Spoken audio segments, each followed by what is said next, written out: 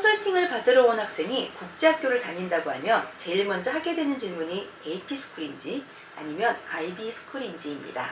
교과과정에 따라 입시 준비가 달라지기 때문인데요. 오늘은 IB와 AP를 비교해서 이야기 나눠보도록 하겠습니다.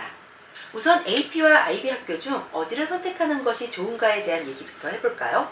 잼 소장은 학교 선택 기준을 두 가지로 세우고 생각해보라고 말씀드리고 싶습니다.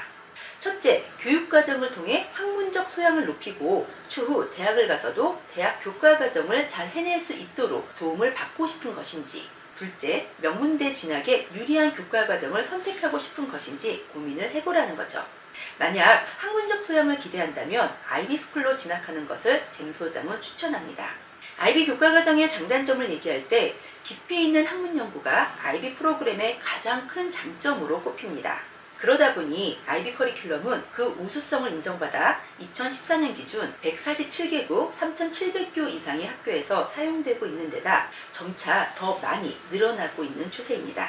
결과보다는 과정 중심의 평가가 이루어지고 있고 학생 개개인의 개성에 맞춘 성장을 추구하다 보니 이상적인 인재 발굴적 교과 과정이라고 볼 수 있는데요. 소논문을 작성하는 레벨의 연구까지 해야 할 정도니 과정의 깊이는 말하지 않아도 예상이 되겠죠.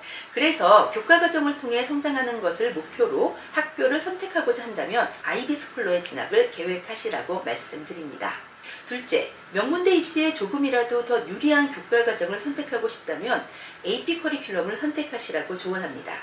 많은 분들이 저의 이런 의견에 의아하게 생각할 수도 있는데요. 한간에는 IB 디플로마를 명문대에서 선호하거나 심지어는 가산점을 받을 수 있다는 정보들이 마치 사실인 것처럼 알려져 있기도 합니다. 하지만 그것은 IB 디플로마에만 국한된 것이 아닌 AP나 A레벨을 포함한 대학 레벨의 어드밴스드 클래스를 이수했으면 동일하게 얻게 되는 이점입니다. 그런데 어드밴스드 클래스 중에서도 IB 과정은 특히 더 심화된 과정이라고 봐도 무방합니다. 더욱이 소논문이 포함된 과정이라서 다른 어드밴스드 레벨의 과정에 비해 시간적으로나 학문적으로 더 많은 노력이 요구되는 것이 사실이죠. 그래서 오로지 명문대 진학을 목표로 교과 과정을 선택한다면 AP스쿨이 수월할 수 있다고 저는 생각합니다.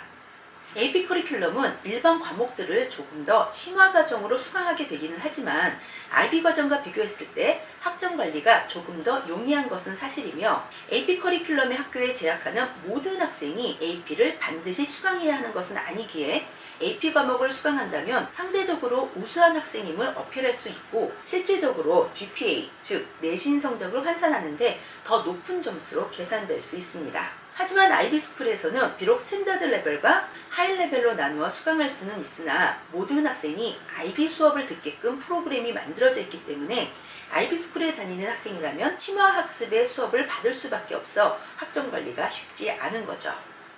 그리고 AP에 대한 잘못된 이해가 있는데요. 매년 5월에 칼리지 볼드에서 주관하여 보게 되는 AP 시험의 역할과 AP 과목을 이수하는 것의 역할은 입시에서 조금은 다르게 적용됩니다.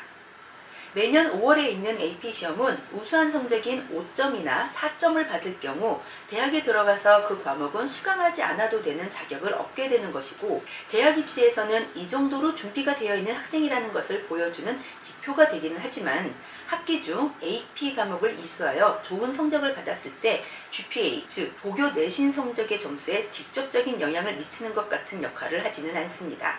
AP나 IB, A레벨 같은 대학 선수 과정이 입시에 중요하게 적용된다고 하여 일반 과목을 이수하고 5월에 보는 시험으로 대체하면 된다는 생각은 잘못된 전략일 수 있으니 AP 시험과 AP 과목 수강의 차이점에 대한 정확한 이해를 가진 후 결정하시기를 바랍니다. 지금까지 잼 소장이었습니다.